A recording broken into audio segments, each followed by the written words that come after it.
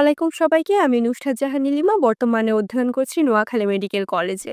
তো আজকের এই ভিডিওতে আমি তোমাদেরকে ফিজিক্সের একটি অত্যন্ত গুরুত্বপূর্ণ একটি চার্ট কিভাবে তোমরা খুব সহজে একটা সুন্দর আ টেকনিকে মনে রাখতে পারো সেটা দেখাবো। তো চলো ভিডিওটা শুরু করা যাক।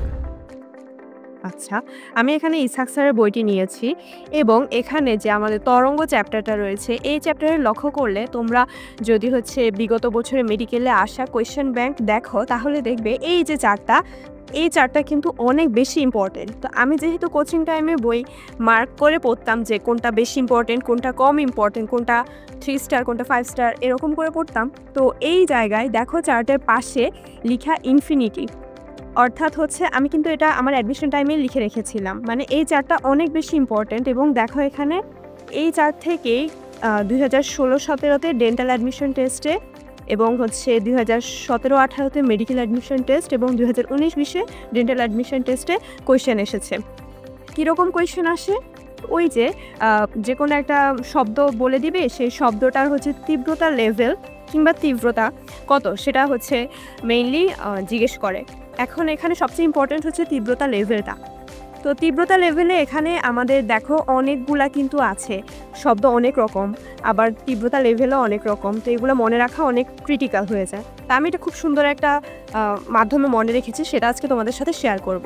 আচ্ছা দেখো, প্রথমে আমরা মনে রাখবো কি সর্বনিম্ন কোনটা আর সর্বোচ্চ কোনটা। সর্বনিম্ন তো 0, এটা ইজিলি মনে থাকবে।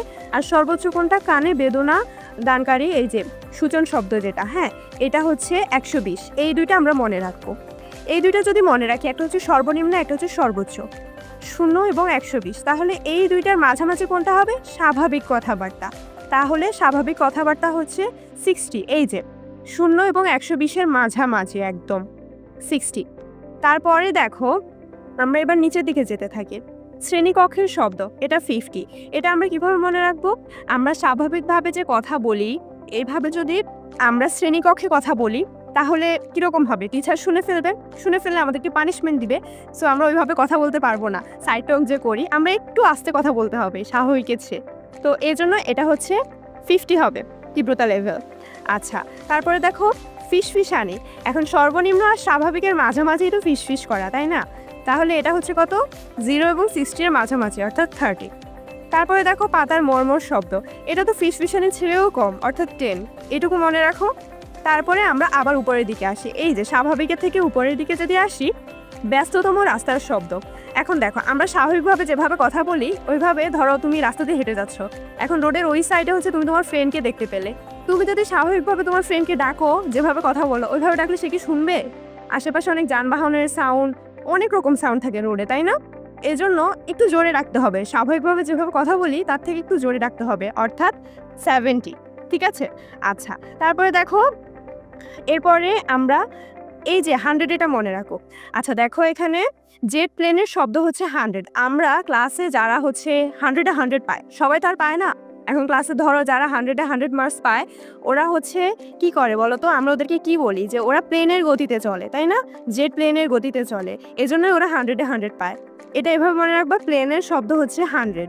তারপরে দেখো প্লেনের উপরে কি হয়?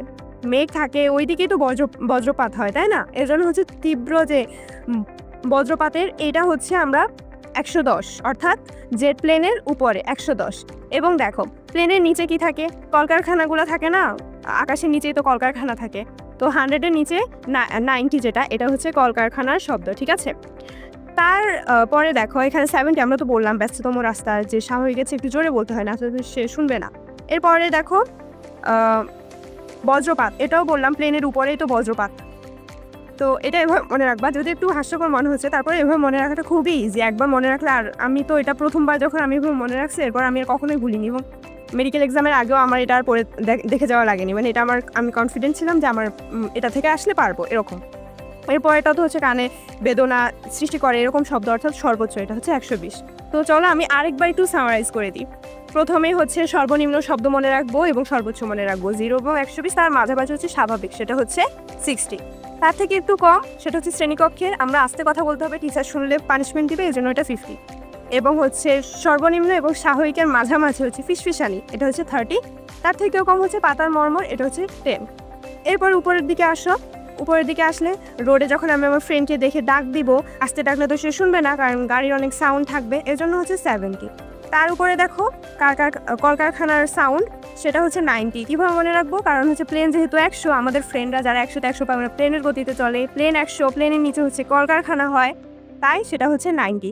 এবং প্লেনের উপরে বজ্রপাত হয়, সেখানে অনেক বেশি আকাশে হয়, এজন্য সেটা হচ্ছে 110, আর সর্বোচ্চ হচ্ছে 120।